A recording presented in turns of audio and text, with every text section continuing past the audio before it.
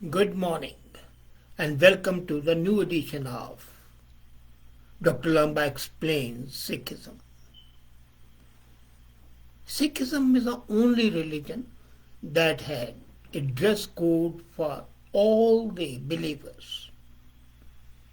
As a matter of fact, dress codes have been prescribed in each religion, but they were always for the clergy, never for the common people. Nevertheless, Sikhism did prescribe a dress code. However, this dress code is compulsory for Khalsa, not for all the Sikhs. And the Khalsa are those who were created by Guru Gobind Singh and who have taken up a vow after being baptized, Amrit Chakra, taking up the nectar. And Bani is scriptures. So Sikhism has two major aspects. One is the outer one, which is Bana, the dress. Other is Bani, the scripture. And many Sikhs, especially Sindhi community, do not prescribe and go in for Bana, the dress, but they go in for Bani, the scriptures. As a matter of fact, I do recollect Chelaram, one Sindhi, who was a great singer and was a ragi, and he used to play in Golden Temple.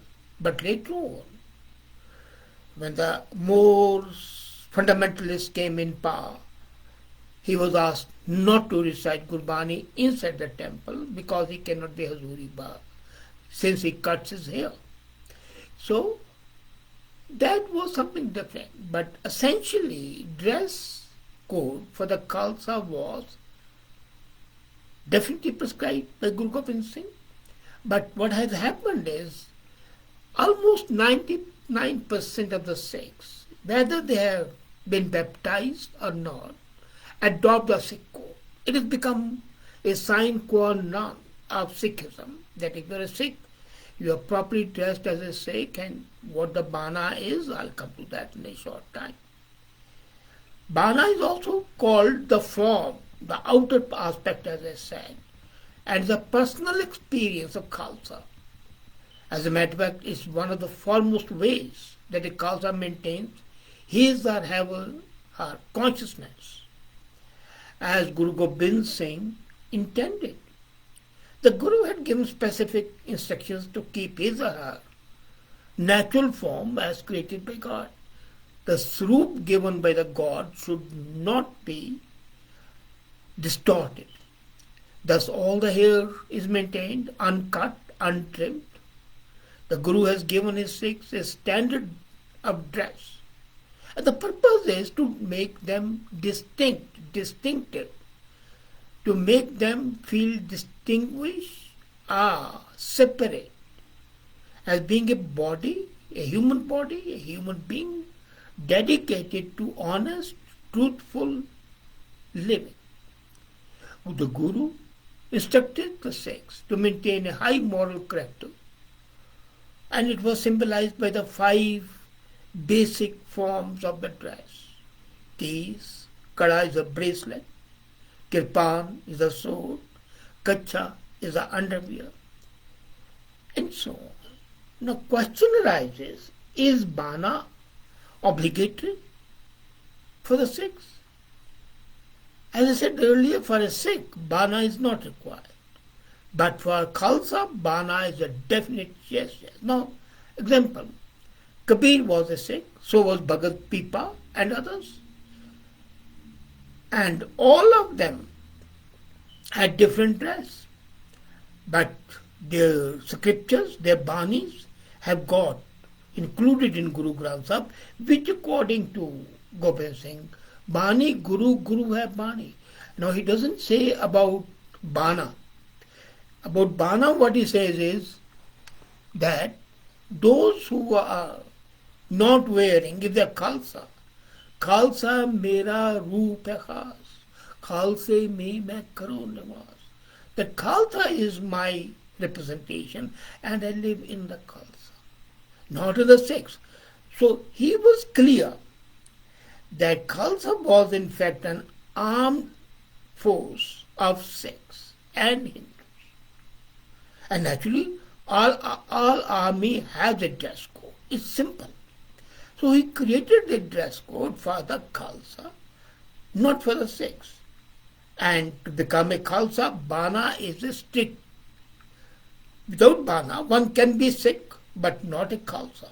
And it's recommended actually for everybody to become a Khalsa first, become a Sikh. So Khalsa Mera Roop hai Khals is my special form. Khalse mein main karo nivaas, I live inside the Khalsa. And then he goes on to say that those who do not keep this form, adopt, then they are not near and dear to me. So this is a very, very clear distinction that Bana was in fact a military uniform. Now Sikh is a very wide term and should not be confused with Khalsa. A Sikh can bear any kind of pain, but Khalsa stands against the tyranny. Now imagine the difference. Sikhs would have 40 killed. They'll tolerate all pain. And they will fight or not fight depending on the individual. But Khalsa has to fight the tyranny even if it's not directed against the person. It may be against an oppressed person, the third person. But he will intervene and say, no, injustice shall not be tolerated. And that's why you see that the maximum number of sacrifices in the Indian independence movement were by the Khalsas. So Guru Gobind Singh, when he called for that, the person who was baptized were called Khalsa, but it doesn't mean others were rejected. They were still Sikhs, but Khalsa, the army, was created to stand against evil, against oppressing, and against exploitation. But here were required for Sikhs and still are required due to some reasons. Even in Gurbani, Sabat Surat Dastar Sira. But Gurbani doesn't mention anything about Khalsa baptism. So try to understand. Here is to be kept even by the Sikhs. The other forms they may not keep. They may not keep a kirpan. They may not wear a kara. They may not wear a comb in the hair. But the Sabat Surah, the complete form has to be maintained. Now, for example, just imagine, Todramal was a Sikh of Gurus. So was Dilawar Khan, a Muslim. Todramal was the Raj. But they did not wear the forms and yet they were Sikhs. So it would be better if today Sikh guide the theology of religion. So a person himself comes into Khalsa fold. Now this is the difference. Sikhism doesn't preach conversion. No. If people come and become Sikhs or Khalsa of their own volition, of their own desire, they are welcome. But if you are keeping here of your kid without telling him what actually is Khalsa and what actually is Sikh, then you are doing a blunder for the religion. First Bani, then Bana. As I said, Bani Guru, Guru hai Bani. So Bani is number one. Now, if we talk of Bana, is the long hair of Sikhs are tied up in a jura. Jura is a rishi knot and it is over the solar center, the top of the head. It's covered with a turban, usually 5 meters long, cotton cloth. And the man's solar center is nearer the front of the head. So women's center, solar center is further back. So a female Sikh may also wear a chunni, a dupatta. It's a chiffon scarf draped over her. And all Sikhs, or non-Sikhs who enter Gurdwara have to cover their head. It's as simple as that. But with a growing awareness of the non-sexist nature of Sikh religion and Sikh lifestyle, many Sikh women now have started wearing turban. And they are doing it on a constant basis like men. The turban of Sikh is her are his primary identifying feature. The moment you look at a person in a turban, the turbans are worn by many people. Gujaratis wear it, South Indians wear it, Africans wear it, Middle East Muslims wear it, Taliban wear it. But the style of the Sikh turban is much different. So, the moment you wear a turban, you are recognized and identified as a Sikh. The uncut hair and turban are a declaration that you would live and, if need, die in accordance with the teachings of Sikh religion. But then one thing more. The Sikh Bana is supposed to be modest and exemplary. It shows the identity and character of his soldier saint. Now, Bana is a clothing which identifies us. As I said, all field personnel from field officers to the highest command wear uniform. So it's a unified form. The Bana given to Sikhs by Guru Gobind Singh identifies Sikhs or Khalsa as spiritual and temporal form, as unified human beings. Now, what are the main articles? As I said, kesh, uncut hair, covered by a turban, keski, a chunni, kanga, wooden comb for the maintenance and upkeep of the hair, kada, a steel bracelet. That symbolizes that unbreakable bond with God. It's a constant reminder that the Sikh is a slave of the God, and he must act in accordance with the Holy Scriptures. Abstain from wrongdoing at all times. Kacha, kachara, a cotton underwear, standard, naturally comfortable, dignified attire, reflective of modesty and control. A sign of soldier, ever ready, dignified, highly mobile. And then Tirpan. A Sikh is a soldier of Akal Purkh, God's army, and he is to maintain and protect the weak and needy. But then there is a saying that you can use Kirpan for self-defense, but not in anger. Never use it in anger. It has to be the result of reflection. Now come to Bani. Bani is a Sanskrit word Vani, meaning sound, voice, music, speech, language, praise, laudation. And it refers in specific Sikh context to sacred compositions of the Gurus as contained in Guru Granth Sahib. Guru Gobind Singh's scriptures comprising the Dasam Granth are also referred to as Bani. So Bani or the compound Gurbani is revealed word, Shabad, the word, and revelation is defined in the way of God disclosure. It's same as Quran, same as the Torah. So there are different views how he does so.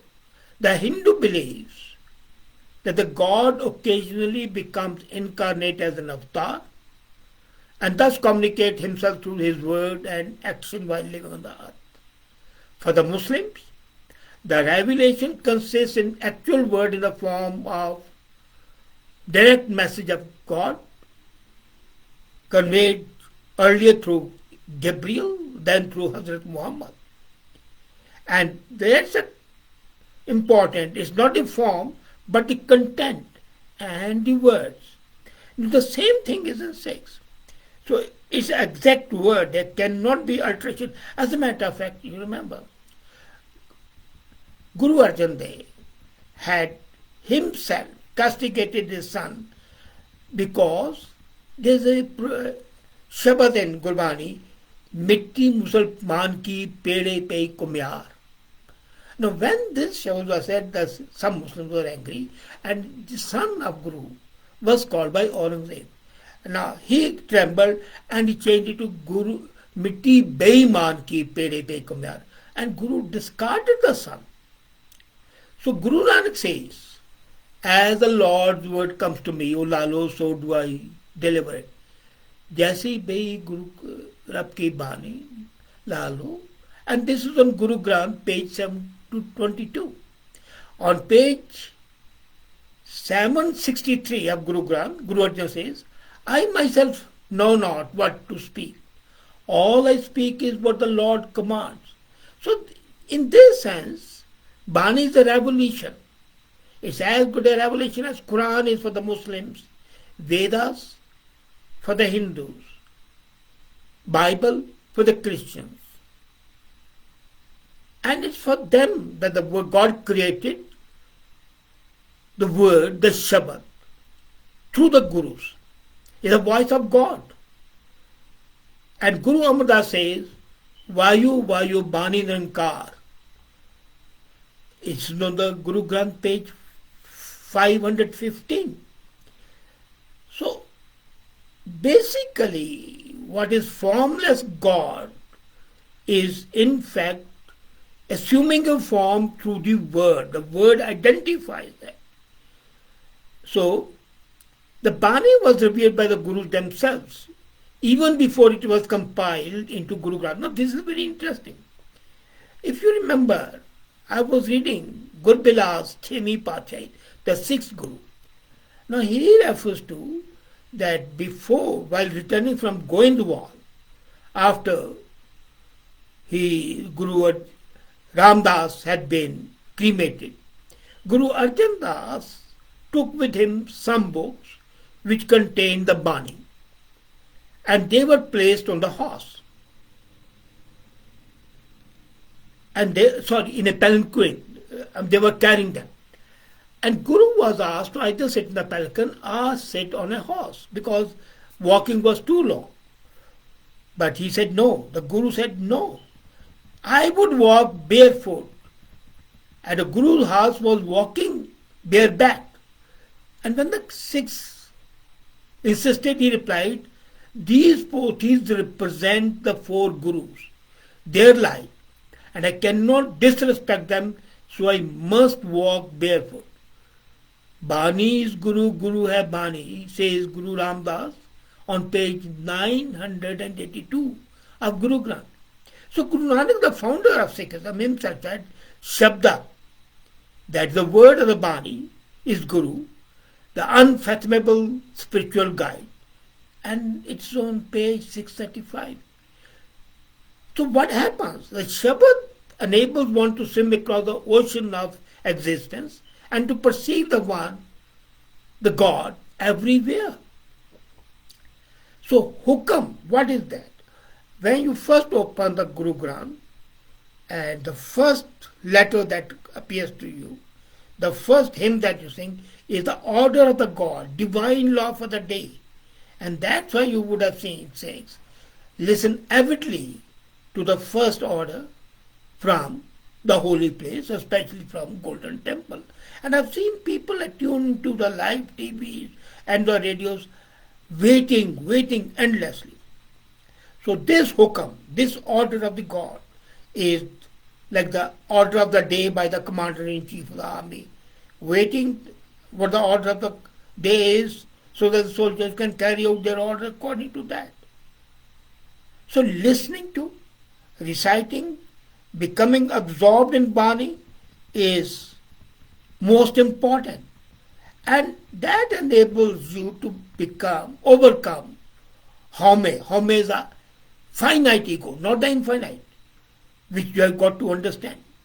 So Bani is all a spiritual key. It's a poetry of pure devotion, love, compassion. It's lyrical, philosophical, and it's not cerebral, it's moral.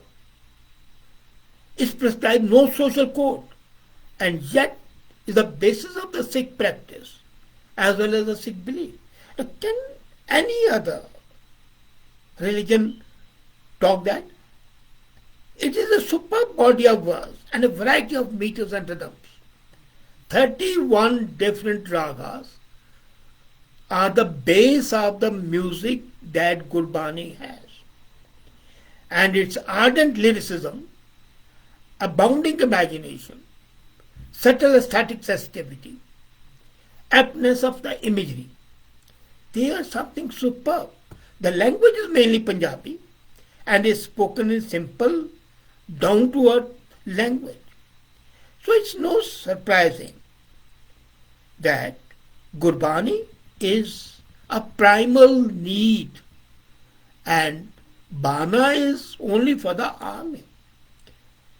As a matter of fact, the Bani constitute the springhead of Punjabi literary tradition and the creative energy the later acquired when it was informed its subsequent thought.